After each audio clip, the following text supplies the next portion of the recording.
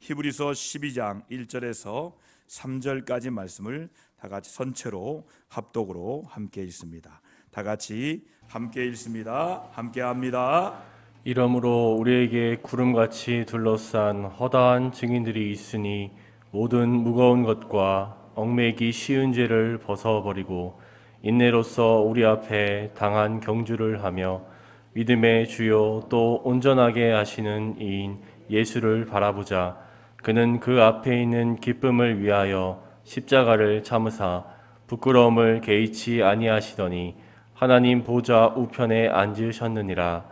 너희가 피곤하여 낙심하지 않기 위하여 죄인들이 이같이 자기에게 거역한 일을 참으신 일을 생각하라. 아멘. 이는 살아계신 하나님의 말씀입니다.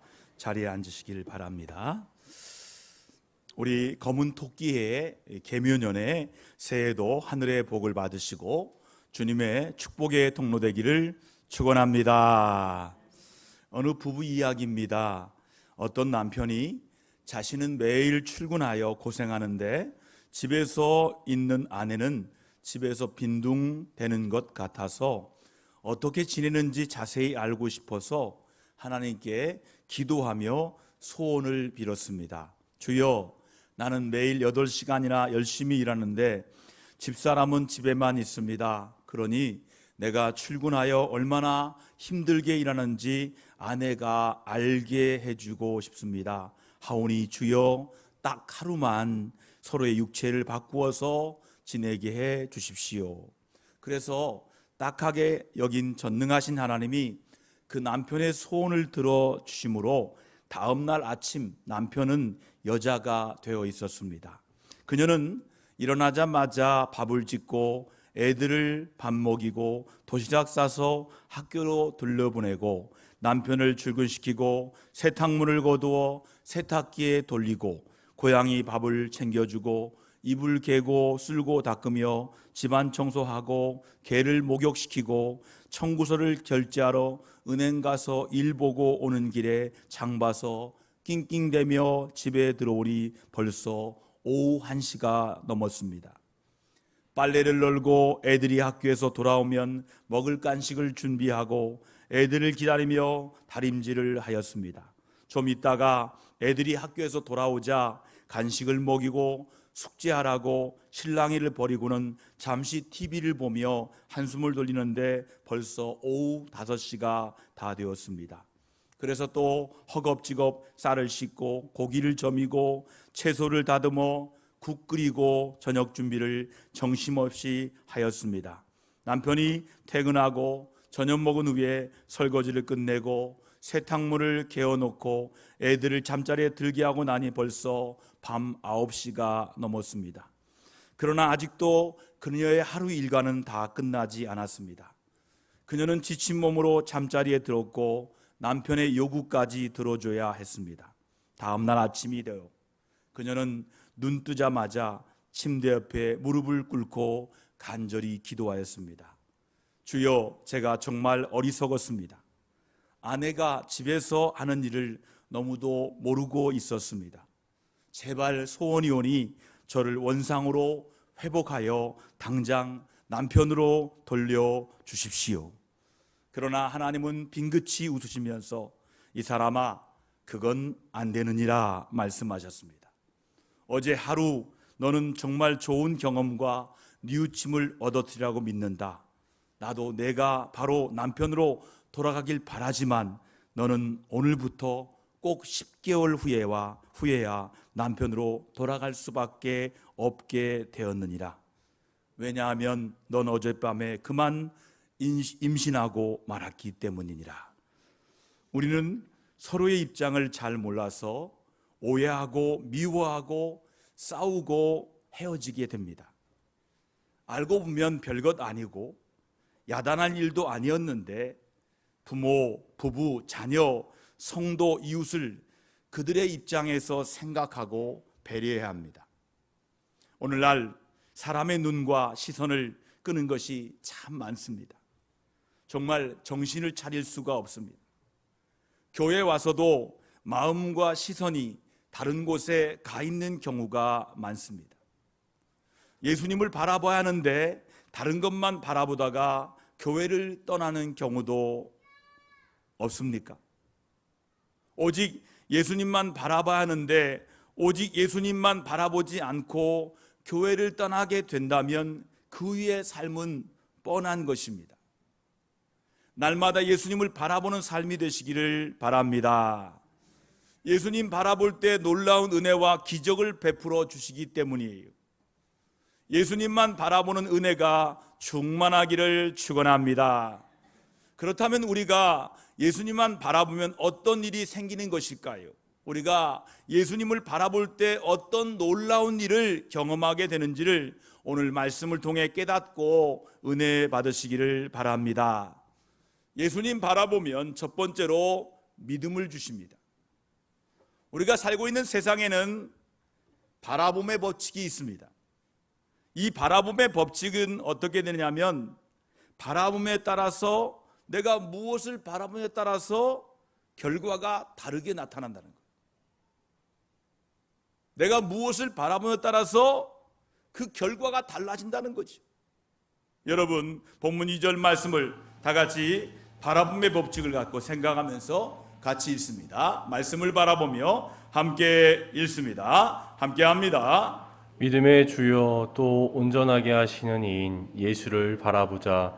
그는 그 앞에 있는 기쁨을 위하여 십자가를 참으사 부끄러움을 개의치 아니하시더니 하나님 보좌 우편에 앉으셨느니라. 이렇게 말씀하고 있어요. 예수님만이 우리의 믿음의 대상이에요. 제가 여러분에게 묻겠습니다. 누구 믿으세요? 돈 믿으세요? 자녀 믿으세요? 여러분, 믿음의 대상이 아니에요. 예수님만 믿음의 대상이에요. 여러분, 예수님만이 우리의 예배의 대상이에요. 예수님만이 우리의 기도의 대상이에요. 그래서 우리가 예수님을 바라볼 때 믿음이 생기는 거예요. 여러분, 계속해서 예수님 바라볼 때 성장하고 크게 성장하는 거예요. 여러분, 예수님이 빠진 믿음은 미신입니다. 예수님 없는 믿음은 신념이고 허상인 것입니다. 예수님 외에 그 무엇도 믿음의 본질이 될 수 없어요. 여러분, 세상에서는요, 명예와 물질과 인간적인 것들이 귀하다고 하지만 언젠가는 다 없어져요.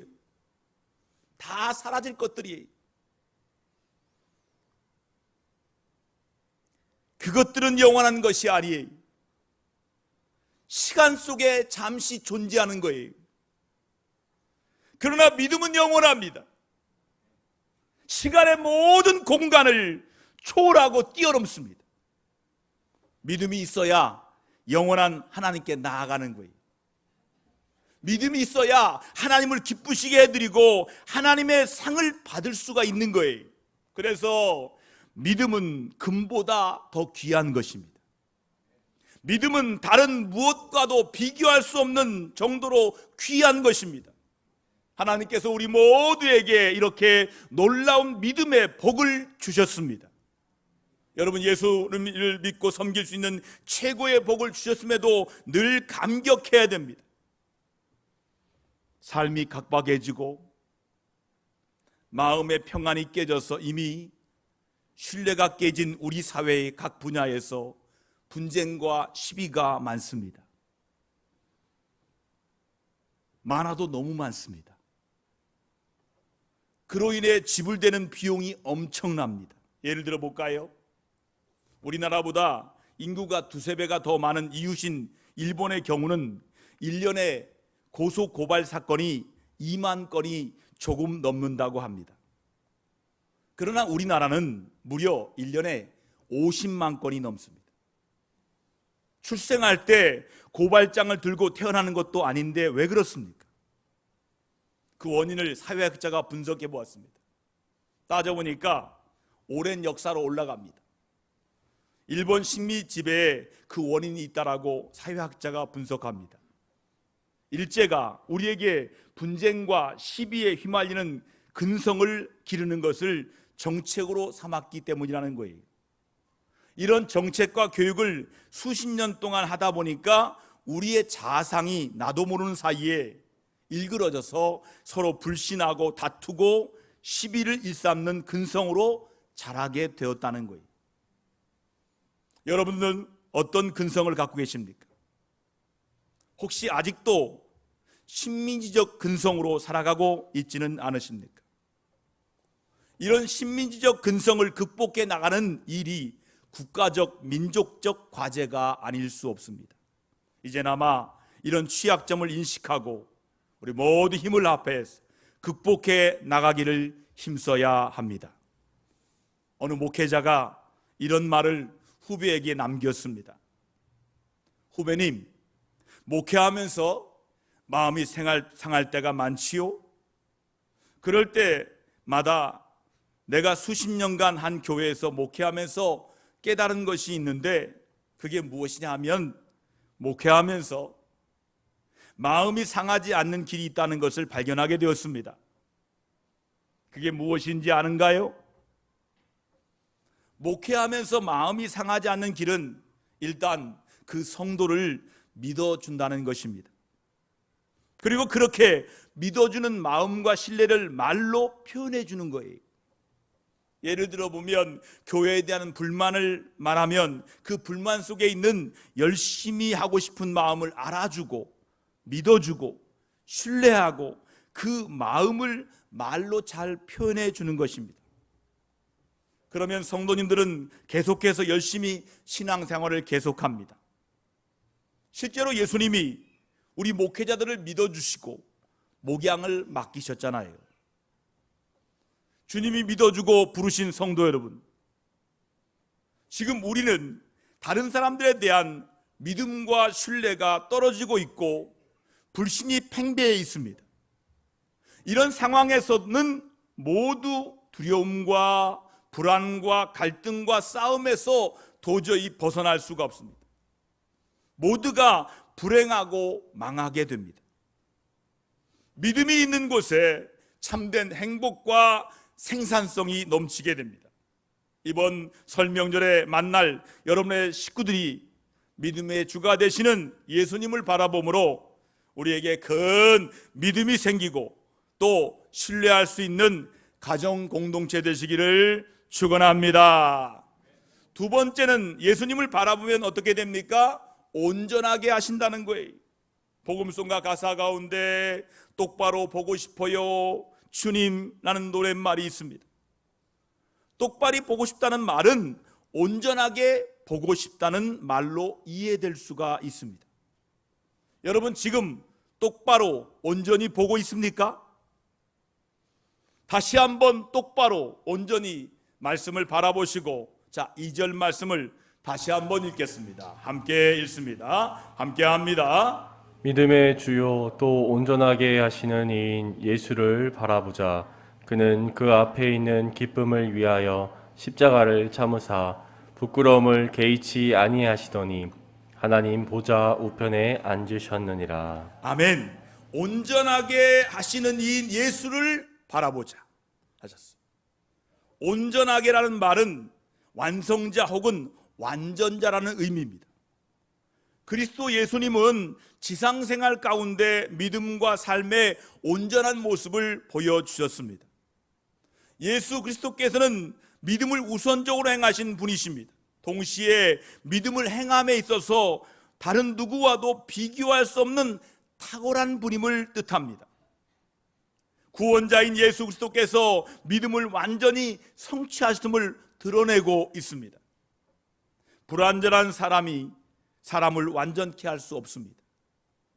사람은 누구나 다 불완전합니다. 특별히 하나님 앞에서 죄인이고 허물투성이입니다. 어떤 인간도 감히 온전하신 하나님 앞에 설 수가 없어요. 그러나 온전하신 예수 그리스도께서 사람을 온전케 하실 수 있는 거예요. 간단합니다. 온전하신 예수 그리스도를 인정하고 믿고 바라보면 됩니다. 따라가고 달려가면 되는 것입니다. 예수 그리스도만이 우리를 온전케 하실 수 있습니다. 한 번만이라도 있는 그대로 사랑과 사물을 바라볼 수 있다면 얼마나 좋겠습니까? 대화를 하다가 우리가 싸우는 이유가 무엇입니까? 그 사람을 있는 그대로 보지 않고 전환을 통해서나 아니면 등을 치고 바라보지 않고 말하고 있기 때문입니다. 여러분들은 어떠십니까? 온전하게 바라보면서 대화하십니까? 아니면 등을 치고 말하고 있습니까? 제가 어떤 분을 만났어요. 그분이 미용사입니다. 남자 미용사인데 우리 교인이 아니에요. 이분은 어릴 때 의로운 사람이었어요. 그래서 목사님 아들이 왕따를 당해서 자기가 막아줬대요. 그런데 목사님은 고맙다는 말 하지 않고 그 의로운 그 청년에게 이렇게 말했대요. 깡패 새끼. 깡패 새끼라고 그랬대요. 자기 아들을 도와줬는데 그 말이 마음에 팍 박힌 거예요. 교회를 떠나지 않았대요. 근데 목사님하고는 관계를 안 맺는 거예요. 왜요? 자기를 깡패로 보는 목사님. 그러다가 교회를 정했는데 그 교회 목사님은 달랐어요. 아이고 반가워요. 우리 교회에 처음으로 깍새가 왔어요. 그러면서 반갑게 맞으는데 깜짝 놀랐대요. 자기가 갖고 있는 선입견이 깨진 거예요. 목사님 하면 나에게 깡패라고 말했는데 이분은 다른 것 같아. 그리고 10년 동안 신앙생활 잘하고 있어요. 그의 부인도 찬양대서서 열심히 하고 있어요. 여러분, 사람들이 그래요. 내가 봤던 어린 시절의 그 생각을 계속 내려놓지 않고 있어요. 그래서 선입견으로 바라보는 거예요. 등을 쥐고 바라보는 거예요. 얘기하는 거예요. 아예 쳐다도 안 보는 거예요. 여러분, 주님과의 관계도 마찬가지예요. 온전하게 하신 이 예수님을 바라보시고 기도하십니까? 여러분, 오늘만이라도 주님을 온전히 바라보시고 앞에 있는 분을 온전히 바라보시기를 바랍니다. 이번 가족들을 온전히 바라보시기를 바랍니다. 당신이 수십 년 동안 세계 최고의 부자로 살아갈 수 있었던 비결이 무엇입니까? 그 물음에 세계 최고의 부자였던 록펠러가 이렇게 대답했습니다. 나는 어머니로부터 받은 3가지 유산을 온전하게 지킨 것밖에 없습니다. 어머니는 나에게 3가지를 분명한 유산을 주셨습니다. 첫째, 예배 드릴 때 반드시 맨 앞자리에 앉으라. 두 번째, 반드시 교회에서 봉사하라. 세 번째, 살면서 반드시 11조를 온전하게 드리라. 이 3가지는 나의 어머니가 나에게 준 신앙 유산인데 나는 이 유산을 온전히 지켰습니다. 어릴 때부터 철저하게 온전히 순종하는 록펠러를 하나님이 그냥 두시겠습니까? 하나님은 그를 미국 사회에서 가장 존경받는 성공자로 만들고 세계 최고의 부자로 만드셨어요.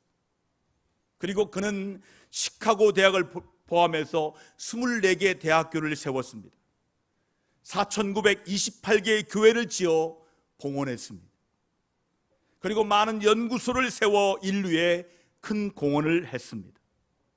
하나님이 록펠러의 자손에게도 복을 주시며 한 아들은 주지사를 하다가 부통령까지 했습니다. 또한 2 아들은 주지사를 했습니다. 온전케 하시는 주님을 바라보는 성도 여러분, 우리는 자신의 온전치 못한 부분을 잘 알고 있습니다. 인격과 삶과 신앙 모든 면에 있어서 부족한 점을 온전하신 예수님 앞에 다 내려놓으시고 간구하고 기도하면 반드시 온전한 사람으로 변화시켜 주실 것입니다. 날마다 온전하신 예수님만을 바라봄으로 온전한 삶을 사시기를 주의 이름으로 축원합니다. 마지막 3번째는 온전한 삶을 바라본 사람들이 주님을 바라볼 때마다 천국을 경험하게 된다는 거예요. 여러분, 이 세상은요, 하늘 아래의 삶이에요. 그렇다면 하늘 위의 삶이 존재하는 것일까요? 존재한다면 그 하늘 위의 삶을 무엇이라고 불러야 될까요? 바로 천국이라고 불러야 됩니다. 우린 하늘 위에 또 다른 세상을 천국이라고 부릅니다. 2절 말씀, 천국에 가신 주님을 바라보면서 말씀을 읽으실 때 주님의 음성으로 들으며 함께 읽겠습니다. 말씀 다시 2절을 같이 읽습니다. 함께 합니다. 믿음의 주요 또 온전하게 하시는 이인 예수를 바라보자. 그는 그 앞에 있는 기쁨을 위하여 십자가를 참으사 부끄러움을 개의치 아니하시더니 하나님 보좌 우편에 앉으셨느니라. 아멘. 예수님은 성육신에 하기 전에 누려주셨던 하늘의 지위와 복을 다 버리고 죄인들만이 당하는 최고의 형벌인 십자가의 길을 걸으셨습니다. 십자가를 통하여 하나님 백성들이 누릴 구원과 하나님의 우편에 앉으심을 위해서 당시 수치스러운 것으로 여겨졌던 십자가의 길을 선택하며 걸어가셨습니다. 예수님께서 십자가와 그 수치를 참고 이루신 승리는 영원하며 완전한 것입니다. 최고의 고통과 수치인 십자가를 지심으로 성도들을 구원하고 천국 백성으로 만드신 것입니다. 믿으시면 아멘 합시다. 우리는 구원과 천국을 값없이 받았지만 예수님은 최고의 값을 치르신 것입니다. 전적인 예수님의 은혜이며 최고의 선물입니다. 여러분, 사람, 사업, 돈, 명예도 귀하지만 예수님은 더욱 귀합니다. 여러분, 교회와 예배를 떠나면 모든 것은 다 꺼지고 사라집니다. 구원과 천국과 은혜를 그 무엇과도 바꿔서 안 됩니다. 예수님을 멀리하거나 떠나서도 안 됩니다. 언제 어디서나 예수님을 바라보아야 하는데, 그래야 살고 그래야 힘을 얻고 복을 얻게 됩니다. 그래서 2023년 우리 교회 표가 뭡니까? 같이 읽어보겠습니다. 성령 안에서 성전되게 하소서. 여러분, 우리가 어디서나 성령 안에서 주님의 성전을 바라보고 살아가야 한다는 말씀이에요. 여러분은 주님이 바라보는 성전이 있는 성령 안에 있습니까? 성령 안에 있을 때 모든 것이 다 거룩해져 보입니다. 나도 이웃도 성령 안에 있을 때 성전이 되어가는 거예요. 우리 한번 내면에 우리 안에 성전이 있는가를, 내가 성전인가를 여러분 물으시고 일상생활 속에서 날마다 점검해 나가시기를 바랍니다. 어떤 사람이 사업이 바빠지면서 열심히 출석하던 예배를 자주 빠지게 되었답니다. 사실 마음은 그게 아니었는데 사업이 마음대로 되지 않다 보니까 점차 예배에 참석하는 시간이 줄어들었습니다. 그러다가 결국 그는 예배에 나오지 않고 무관심한 사람이 되어버렸습니다. 어느 추운 겨울 저녁, 목사님이 그 사람 집을 조용히 방문하였습니다. 목사님이 말없이 난로가에 앉았고 그 사람도 맞은편에 앉아 있었습니다. 목사님이 타오르는 난로불을 가만히 지켜보다가 난로 옆에 있는 집게로 이글거리는 석탄 한 개를 끄집어내서 난로 옆에 놓았습니다. 붉게 빨갛게 되었던 이 석탄이 시간이 지나갈수록 그 빛을 잃어가더니 결국 꺼지고 말았습니다. 두 사람이 말없이 그 석탄이 꺼져가는 것을 지켜보고 있었습니다. 그 사람이 입을 열어 말하기를, 잘 알겠습니다, 목사님. 다음 주일부터 교회에 다시 나가겠습니다. 목사님은 자신의 손을 잡고 그 사람의 손을 잡고 빙긋이 웃으면서 감사합니다 말하고 기도하고 돌아왔습니다. 그 다음 주부터 그는 열심히 예배에 참석했고 거듭난 그리스도인이 되었습니다. 성도 여러분, 혼자서는 작아지고 결국 꺼지게 됩니다. 천국을 사모하시는 성전에 모이신 성도 여러분, 성령 안에서 성전되기 위해서 온 가족이 예수님을 잘 믿어 구원받고 천국 백성 되시기를 바랍니다. 이번 설 명절이 온 가족이 천국 백성 되는 시간 되기를 축원합니다. 우리 예수님을 모르고 불구덩이인 지옥에 가는 사람들을 구원해야 합니다. 지옥의 고통은 끝이 없습니다. 그래서 가족 구원을 위한 전도는 우리 교회와 성도의 존재 이유이며 사명입니다. 그런데 말입니다, 가족 전도 쉽지 않습니다. 가족 전도는 말로 하는 것이 아닙니다. 기도와 섬김으로 가능합니다. 여러분, 이번 추석에 설에 가족 만나면 기도 제목 뭐냐고 물어보세요. 교회 다니지 마라 하나 그런 말 하지 말고 기도 제목 얘기하면 써주세요. 내가 이 적고서 기도하겠다. 다 합니다. 교회를 싫어하는 사람도 기도 제목 다 내놔요. 여러분, 기도 제목 적어서 여러분 기도해 주시기 바랍니다. 그리고 기도하면서 말없이 섬기십시오. 하기 싫어하는 설교지, 하기 싫어하는 청소 등을 통해서 말없이 섬기시고 전도하시기 바랍니다. 말로 전도하지 말고 제발 입을 다물고. 왜요? 예수 믿는 사람들은 말만 잘한다 그러잖아요. 입만 살았다고 말하잖아요. 이번에는 좀 입을 다물고 기도하시고 섬김으로 가족 구원을 위해서 섬기시고 헌신하는 명절 되기를 축원합니다.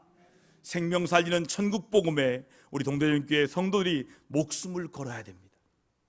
여러분, 예수님을 바라봄으로 구원과 감격, 천국의 감격을 이번 명절 동안 다 누리시기를 주님의 이름으로 축원합니다.